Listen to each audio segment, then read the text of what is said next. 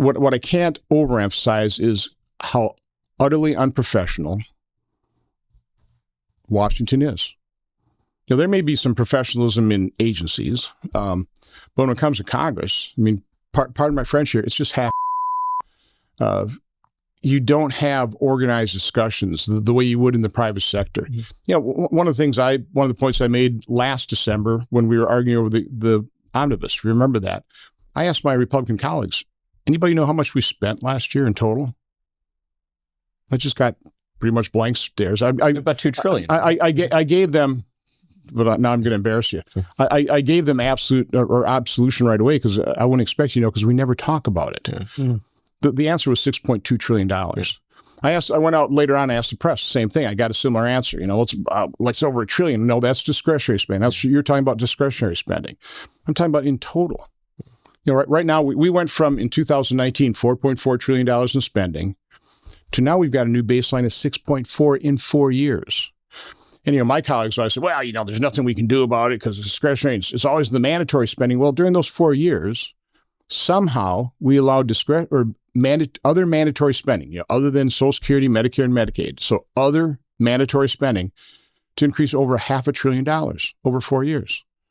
So again, if the problem is mandatory, again, it's really hard to address Social Security, Medicare. Okay, at a minimum, don't keep adding other kind of spending to mandatory. That's just out of control. We never look at it because it's mandatory. I mean, that is why the federal government is out of control. And by the way, you throw interest into mandatory spending as well. And now that's up to last year, $650 billion on a path to over $1 trillion on a path to exceed what we spend on Social Security. But the point I was making is that here we are, basically the board of directors of the largest financial entity in the world. Okay? There's nothing larger than the U.S. government. And the board of directors doesn't even know what that financial entity spends annually. Now, they're starting to know because I made the point last December. So more of my colleagues know. We're starting to focus on that. And that's the first step in solving this problem is look at the entire budget and try and start doing something about it. But again, most people say, no, let's wall off. We're not going to touch that. Okay, well, then we are going to have a debt crisis at some point in time. So it's fascinating the way that you envision what the Senate is. Board of directors of the largest financial entity in the world. You don't hear people talking that way about it. I think it's a very interesting way to put it because it places an awesomeness on the responsibility of what being U.S. Senator is. Let me use just one more point on that. Right now, we're arguing Ukraine funding versus, securing the border. So, Leader McConnell has appointed, didn't ask my opinion. I was chairman of Homeland Security for 6 years. Hey, you want to help negotiate border security? No, he selected his team. And I keep making the point, okay, well, does the negotiating team know what the conference position is on securing the border? Or have we vested all of our authority in people that I didn't select to negotiate for us? And again, I think they're fine people and, knowledgeable about the border and all that. But our position is quite muddled in the Republican conference in terms of what we would require for border security in exchange for Ukraine funding. I mean, I'm there pushing for what I want. I couldn't tell you what the conference position is. I mean, that's how, pardon my French, half the discussion and the leadership is. I'm sorry, I interrupted you. No, but is that a bug or a feature, right? Is the process designed to actually involve the collaboration of all, 50-something Republican senators? No, I mean, that's exactly the way Leader McConnell wants it. He says, it's not a dictatorship. No, it really is. Mm-hmm. It's his way, and he just maneuvers to get his way. Mm-hmm. And as a result, what we have seen time and time again, where the leader leads a process where you get all 51 Democrats and just enough Republicans to make sure the Democrats get their priority. I mean, that's got to end. I mean, I point that out to my colleagues all the time that we can't let that happen. They say, oh, we're not going to let it happen this time. And then, it happens again. So we need to stop that process. We need a different governing model for the Republican conference, I was one of the leaders of the effort to, and I appreciate that Rick Scott was willing to run as leader, knowing pretty full well that he wasn't going to win because he hadn't raised the money that McConnell had raised to help elect people. So it was a problem. So that was the moment of sort of first blood drawn. I mean, I remember when Senator Scott threw his hat into the ring. It was an important first salvo.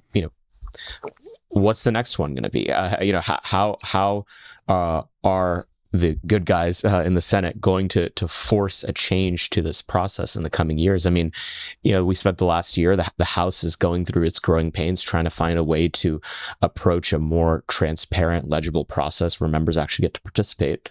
What's your dream for how we do that in the Senate? Well, we are making changes in the Senate right now. I mean, for example, Leader McConnell was all for continuing resolution that included $6 billion for Ukraine funding. I mean, he was making that pitch the day we actually voted down that continuing resolution, because in the conference at lunch, those of us who were opposed to that prevailed, and in the end, I think he even voted to deny cloture on that bill that he was pushing. So I'm doing everything I can to force a different governing model, a more collaborative model on the conference. Why do you think DC is so, to use your term, unprofessional? Why do you think there's this massive lack of seriousness? Because there are so very few members, staff, bureaucrats serving the executive branch that have any experience in, which means little knowledge of, and maybe even more importantly, very little sympathy for the private sector. They look at the easy money made by these big tech billionaires. Well, business is easy. Business is our cash cow. Yeah. I mean, business is these are the entities that price gouge, and so we're the angels here. We're the really smart people to make sure that these evil business people don't price gouge our voters. We're going to be the ones that command these economies, and they don't have a clue. They don't have a clue. I think the other thing is because they've never been in the private sector, they've never even been part of a functioning organization. Now, I think the bureaucrats, you've got the agencies that they're probably, they're functioning organizations, okay? But Congress, I mean, I've never seen anything this dysfunctional that are dealing with such important issues. I mean, this is grotesquely dysfunctional. That's why, I wasn't going to run for a third term. I mean, I had enough of it.